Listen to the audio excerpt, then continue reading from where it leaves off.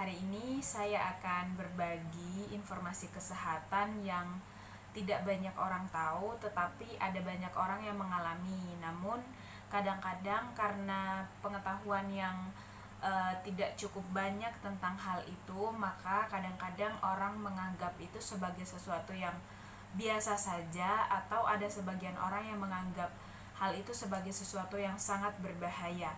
Nah, mungkin kita pernah mengalami yang namanya kram pada saat kita tidur, dan tiba-tiba pada saat itu juga kita terbangun di tengah malam dan kita merasa bahwa itu sangat mengganggu istirahat. Kita terbangun dengan tiba-tiba dan kesakitan, bahkan rasa nyeri itu lama-kelamaan menjadi sebuah rasa yang mengganggu dan akhirnya menyebabkan otot di bagian kaki terutama itu menjadi sangat kaku dan kita menjadi panik tiba-tiba. Saya juga pernah mengalami hal yang demikian. Ketika saya tidur di malam hari, tiba-tiba saya terbangun dan rasa itu sangat sakit, sangat nyeri di bagian kaki, bahkan otot-otot pada bagian kaki menjadi kontraksi secara tiba-tiba dan saya tidak bisa menggerakkan kaki sama sekali. Menurut American Academy of Family mengatakan bahwa kondisi ini adalah penyebab daripada insomnia itu sendiri. Bahkan 60% orang dewasa mengalami ini dianggap sebagai salah satu penyebab insomnia. Kenapa? Karena pada saat rasa sakit itu datang atau nyeri itu terjadi tiba-tiba, maka kita akan susah untuk tidur kembali. Umumnya kram itu terjadi pada daerah betis, kemudian pada daerah kaki, dan itu berlangsung dalam beberapa menit yang kemudian nyeri itu berkurang menjadi rasa tegang pada bagian betis dan kaki. Mengapa kram itu bisa terjadi? Kram otot itu terjadi pada saat otot secara tidak sadar mengalami kontraksi secara tiba-tiba. Biasanya yang dirasakan seperti sebuah benjolan pada daerah di mana terjadi nyeri atau kontraksi itu, dan pada akhirnya itu menjadi titik daripada nyeri itu sendiri. Kram ini terjadi karena ketegangan otot setempat, kelelahan otot, terlalu sering digunakan, atau bahkan efek dari tubuh yang mengalami dehidrasi. Jadi kram ini bukan sesuatu yang biasa yang harus diabaikan, tetapi ini kita perlu melihat akibat-akibatnya, apa yang menyebabkan sampai terjadi kram pada saat kita tidur. Selain itu juga, kram pada tubuh pada saat kita tidur disebabkan karena kurangnya asupan elektrolit di dalam tubuh kita, seperti kalium dan magnesium. Ini memiliki peranan penting di dalam tubuh kita, yaitu membantu otot untuk bekerja lebih lancar. Sementara cairan yang cukup akan membantu proses mineral itu sendiri di dalam tubuh kita. Sebagian besar kasus dari kram ini tidak menimbulkan bagian tubuh yang sangat mengkhawatirkan bagi penderitanya, tetapi ini kebanyakan dialami oleh orang-orang yang sudah berusia 65 tahun ke atas, namun tidak menutup kemungkinan bahwa ada orang-orang muda, ada juga anak kecil yang mengalami kram pada otot seperti itu. Namun pada orang-orang usia 65 ke atas, resiko lebih besar yang dialami oleh penderitanya, karena ini terkait dengan penyakit penyerta seperti diabetes, hipotiroid, dan lain sebagainya.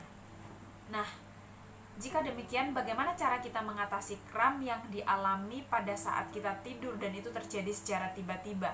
Yang pertama yang harus dilakukan adalah peregangan atau stretching. Pada saat sebelum kita tidur atau beraktivitas sehari-hari, di mana aktivitas itu menimbulkan kerja otot yang berlebihan, maka sangat disarankan bagi kita sekaliannya untuk menghentikan aktivitas kita sejenak dan lakukan stretching atau lakukan peregangan pada otot tersebut, supaya otot tersebut tidak mengalami ketegangan, dan itu akan menjadi salah satu efek atau salah satu penyebab terjadinya kram pada malam hari pada saat kita beristirahat.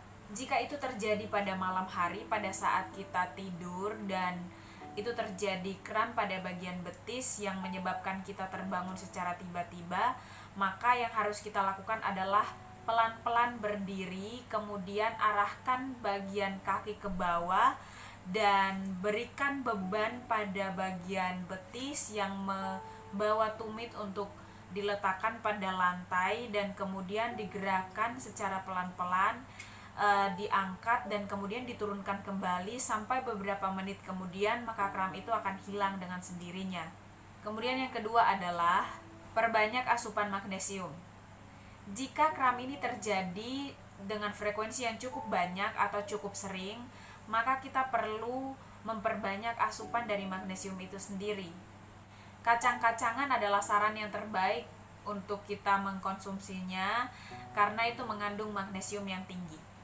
Yang berikut adalah bisa dengan melakukan terapi panas, dalam artian bisa dengan menggunakan alat yang sudah disarankan oleh tenaga medis, ataupun bisa dengan menggunakan air hangat kemudian berikan atau rendam handuk ke dalamnya dan